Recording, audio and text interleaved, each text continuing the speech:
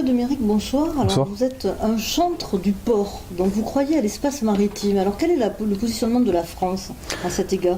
Bien, la Fédération française des ports de plaisance, le GEC Odyssea, exprime le désir de voir reconnaître en fait le rôle stratégique des ports de plaisance, leur voie bleue touristique et patrimoniale dans le cadre des futurs schémas de développement de la France et en Europe. C'est une vision d'avenir avec Odyssea, Croissance Bleue 2014-2020. C'est notre ambition d'associer, de concerter les partenaires, de proposer une vision partagée de support aux contributions des nouveaux programmes nationaux européens qui s'étendront de 2014 à 2020.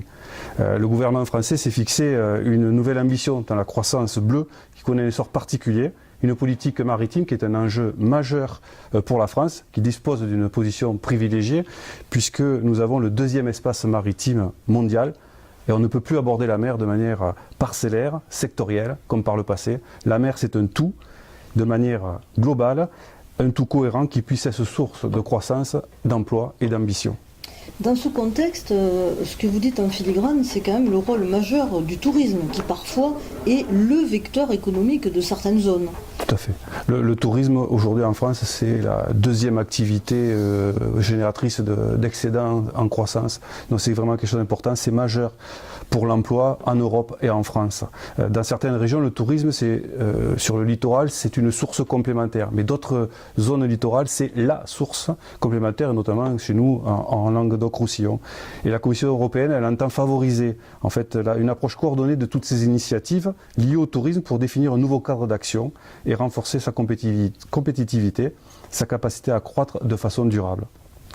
Les ports, en fait, ici, à Gruissan, les voies touristiques bleues et vertes sont des outils précieux pour le développement durable du tourisme dans de nombreuses régions d'Europe qui sont concernées par cette thématique. Et Odyssea démontre la valorisation des patrimoines portuaires, des voies navigables, qui sont un enjeu majeur pour cet aménagement de territoire dans le cadre de projets globaux comme pour la mer, intégré, expérimental et transférable.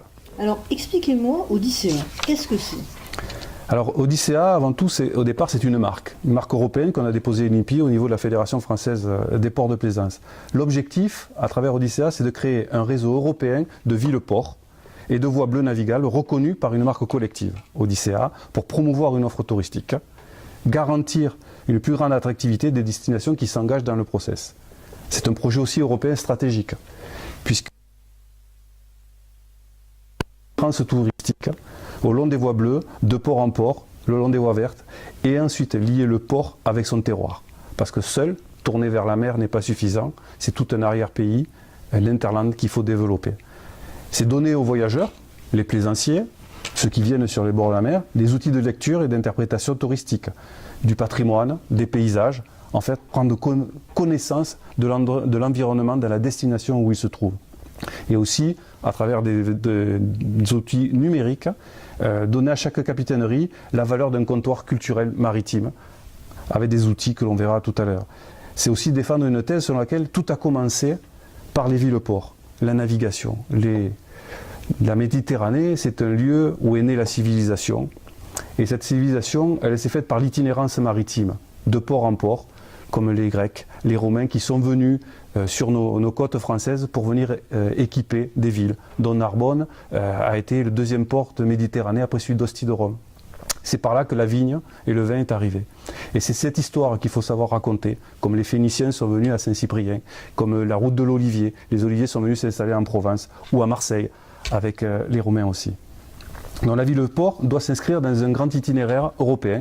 D'ailleurs, toutes les grandes villes qu'on cite, comme Toulouse, Marseille, Paris, ce sont des villes-ports à l'époque. Et c'est là que le commerce a développé les ports, mais aussi les haltes fluviales, parce qu'il ne faut pas oublier en fait ces chemins nautiques que l'on peut faire vers l'arrière-pays. Je pense particulièrement au canal du Midi.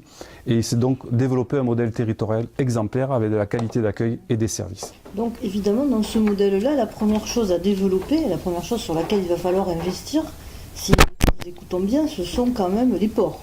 Donc les équipements portuaires, etc. C'est le premier investissement qu'on va réaliser dans le cadre d'Odyssea? Les ports sont déjà réalisés. Ce qu'il faut derrière, c'est leur donner les outils de communication, de mise en valeur, avec des investissements innovants, éco-compatibles bien sûr, concernant nos destinations portuaires, nos voies bleues, pour les rendre plus attractives et compétitives, Il faut que ce soit de qualité, il faut satisfaire les attentes des différentes clientèles du port. Alors quand on parle clientèle du port, bien sûr les plaisanciers, mais aussi tous les touristes qui viennent, parce que par la terre, faire escale dans une station balnéaire, sur un port, c'est s'arrêter, quel que soit le moyen de transport. C'est une image de dire j'arrive pas par la mer, mais aussi irradier vers nos territoires ruraux au service d'une meilleure compétitivité et une attractivité de l'offre. Qualifier notre destination. Alors donc, ça veut dire que ce grand itinéraire culturel Odyssea, il va en fédérer d'autres, forcément, puisqu'il y a déjà des itinéraires culturels existants, et que donc ce grand itinéraire culturel Odyssea va en quelque sorte être le rassembleur, le catalyseur de tous les autres itinéraires européens qui sont sur la Méditerranée.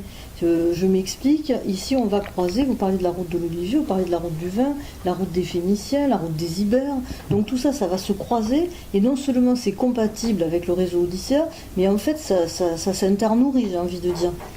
Complètement, c'est une mise en réseau, c'est de l'écotourisme, des voies vertes et bleues. L'itinéraire à partir du port Odyssea, c'est une nouvelle géographie du tourisme. C'est autour de la cité portuaire, des cités portuaires, pour faire en fait cet itinéraire maritime qui n'existe pas aujourd'hui formellement. Plusieurs voies ont été empruntées, unissons-les pour en faire ce lien européen de port en port, et notamment au niveau de la Méditerranée.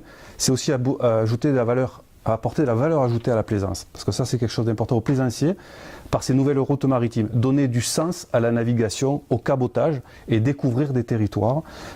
C'est la mer, le port, les terroirs culturels.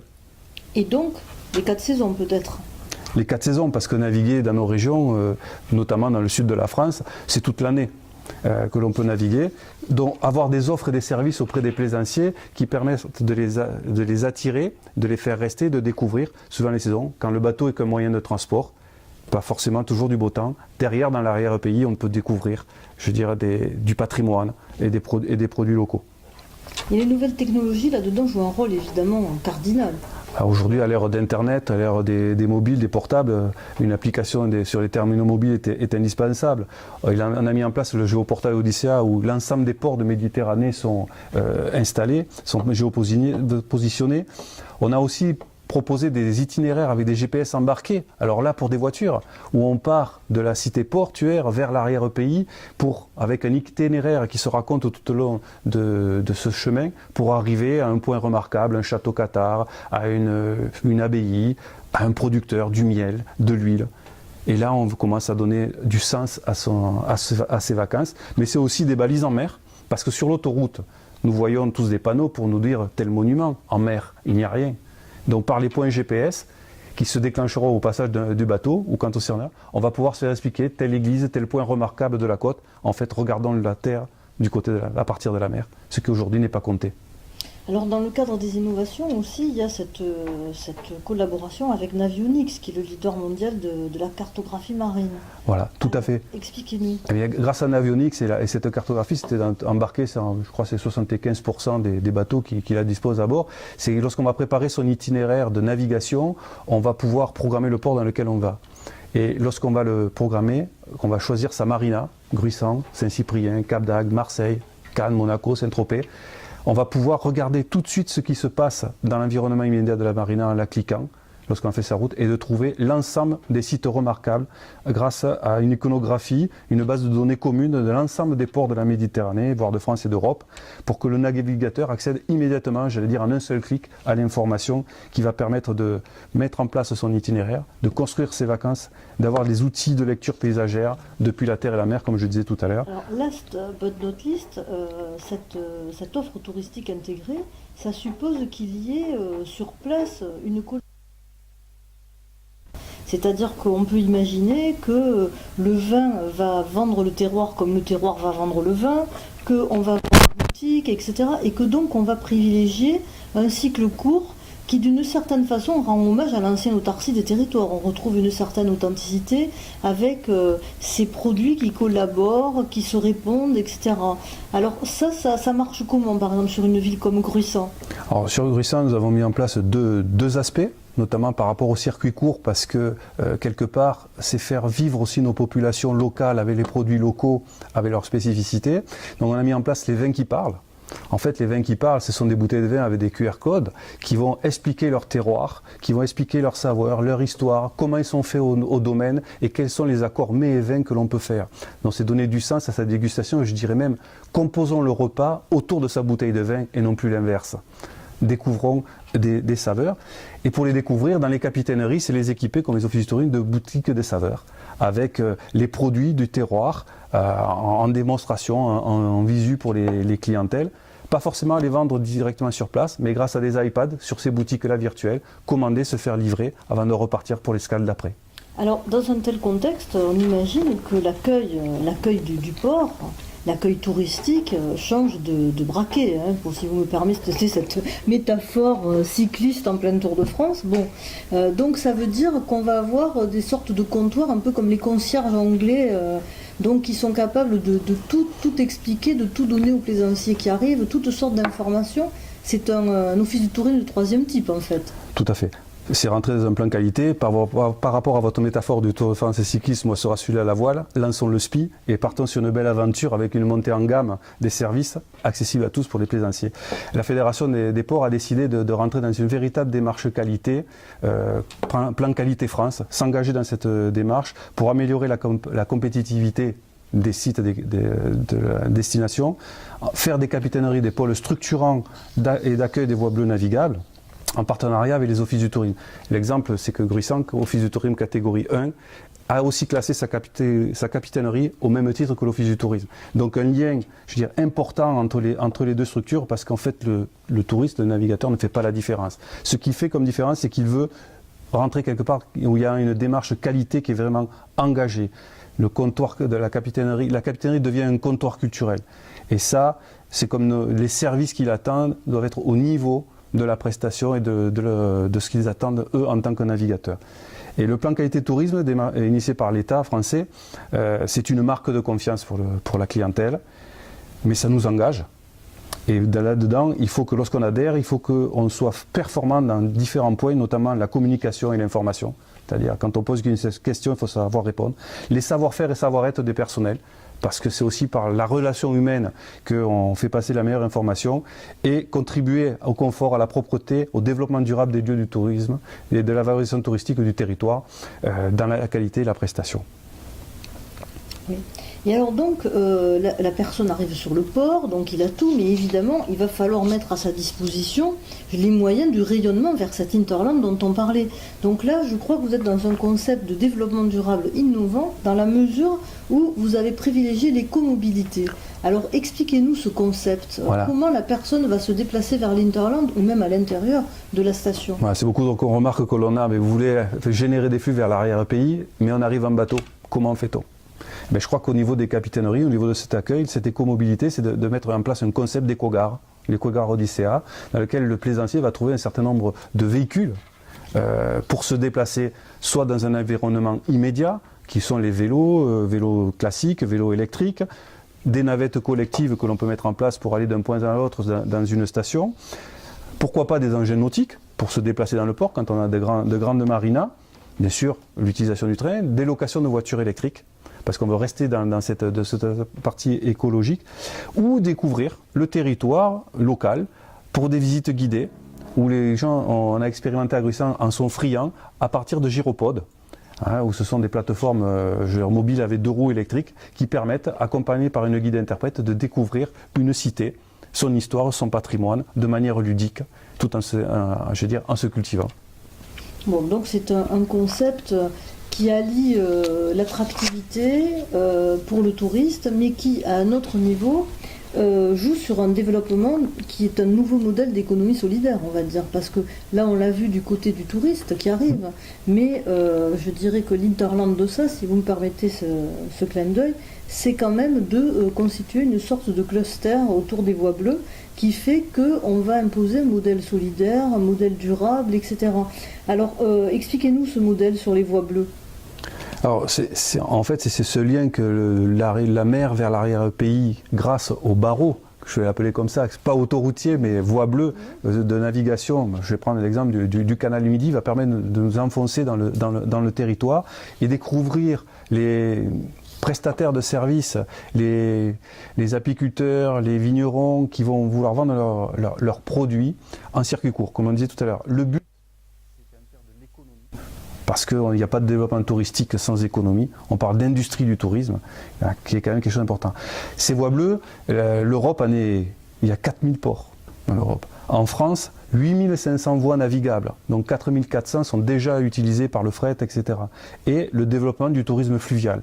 Partons de la mer, rentrons dans l'arrière-pays, ce que l'on l'avait déjà inventé Paul Riquet à l'époque, avec son canal du Midi. Et le tourisme fluvial est quelque chose qui progresse beaucoup. Donc l'importance dans ces destinations portuaires, c'est le développement de la performance, de la qualité, de l'efficacité de notre ambition commune. C'est en fait développer le port, non plus comme l'outil technique acteur isolé, aussi puissant soit-il, mais pierre angulaire d'un développement économique, dans le fameux cluster dans lequel on peut retrouver à la fois les gens de la plaisance, les gens de la viticulture, de l'agriculture, de l'apiculture, etc., qui font en fait un tout économique au service du tourisme. Alors à partir donc du nautisme, puisque c'est l'entrée, Odyssea a défini 3 axes, qui sont la culture au sens du patrimoine, etc. Bon, là, on a évidemment un lien avec l'arrière-pays, une carte à jouer très forte. Les saveurs, donc c'est-à-dire la gastronomie, qui est quand même le premier point d'échange entre les hommes, ce sont quand même les produits à manger. Donc, et la nature, c'est-à-dire la protection de l'environnement. Donc là, le Languedoc-Roussillon est particulièrement bien placé, j'ai envie de dire, non, dans cette course à l'échalote, un petit peu, le Languedoc-Roussillon est très bien placé, nature, culture, saveur.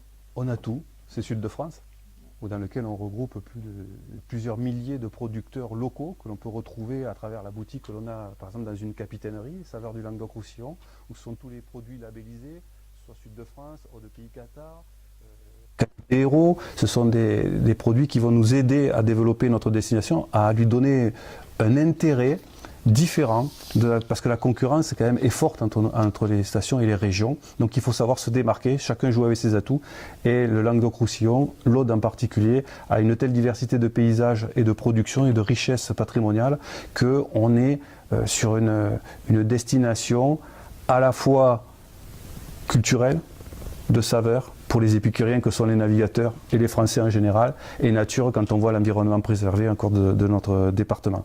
Et pour mettre en place tout cela, l'idée c'est de mettre en place un pass numérique, de façon à ce que, comme je disais tout à l'heure, rentrer dans la partie marchande du tourisme, du marketing de réseau, entre les ports, les villes et les terroirs. C'est ça notre modèle économique du cluster Odyssea. D'accord.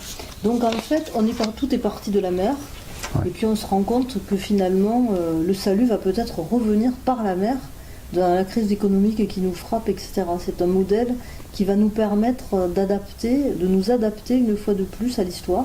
Voilà, et je pense que le projet Odyssea, c'est un véritable modèle de solidarité dans le territoire et dans les territoires que l'on va unir. C'est pour ça que je dis toujours que le port est un marqueur de la destination touristique. Le port de Plaisance doit s'affirmer comme un acteur économique et touristique majeur, en lien avec son hinterland. Le port doit dépasser ses limites administratives, pas rester enfermé dans ses missions techniques et régaliennes, mais contribuer au rayonnement d'un territoire, le tout dans une logique de démarche qualité au sein d'un grand itinéraire culturel européen d'échange et de découverte. Donc il doit être le vaisseau amiral de l'Hinterland, on va dire. Tout à fait. Voilà. Pour ça que j'ai hissé le SPI, on avance. D'accord, merci beaucoup Jean-Claude. Merci.